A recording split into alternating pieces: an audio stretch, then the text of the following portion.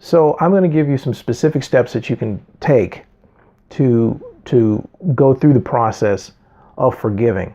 It can be a really, really good feeling once you release things that you need to forgive.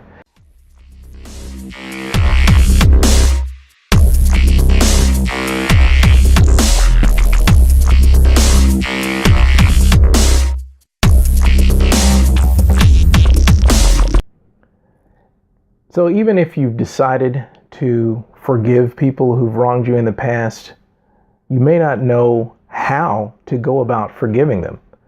It's difficult to figure out how do you really, truly, at a deep level, let go of the pain that you feel from what's been done to you.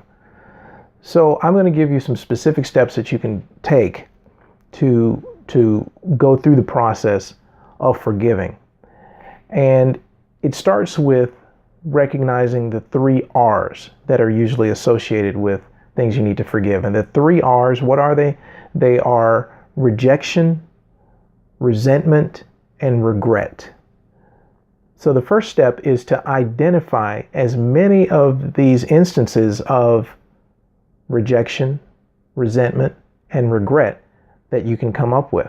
And the way you're going to write those down, I suggest you get a piece of paper and pencil or pen and write down in sentences that include the person who's responsible for this feeling and what they did. For example, Sally Sue rejected me by not going to the 8th grade dance with me. Or I resent the fact that Fred broke my Tinker Toy when I was 5. Or I regret that I didn't have the courage to take a trip to Spain when I had an opportunity, or whatever it is. So you kind of get the idea. You want to write sentences about who was involved and what happened.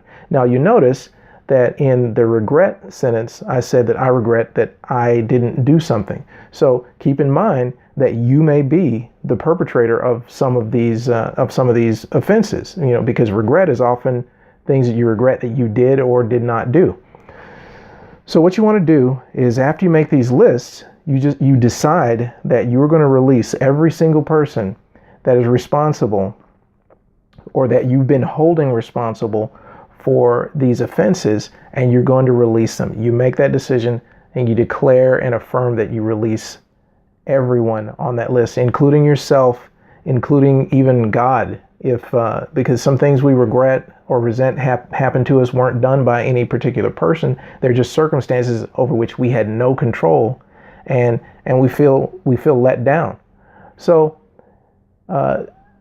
that's basically the process. And after you've made that decision, you could symbolically throw away those pieces of paper, or burn them, or destroy them, or shred them, or whatever, to symbolically symbolize that you are releasing that and letting it go.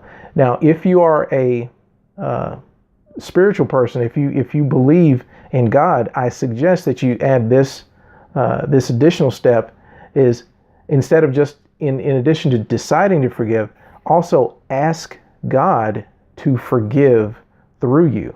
To ask God to rely on Him to actually do the forgiveness, so that you just release it to God, and then simply thank Him for doing so.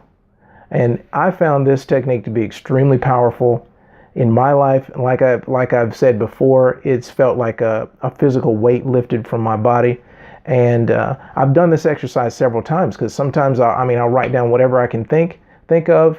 I release it, let it go. I feel the weight lifted, and then a few days later I say, oh, I thought of some other things I can write down, and experience that, because it can be a really, really good feeling once you release things that you need to forgive. So just to wrap up, consider going through this exercise as many times as you feel you need to to release things that may be holding you back that you're not even aware of. Thanks for watching. And if you liked this video, head on over to unlockyourbeast.com right now for even more content to dive deeper into the topic of unlocking your inner beast and reaching your highest potential. Once again, that's unlockyourbeast.com. See you there.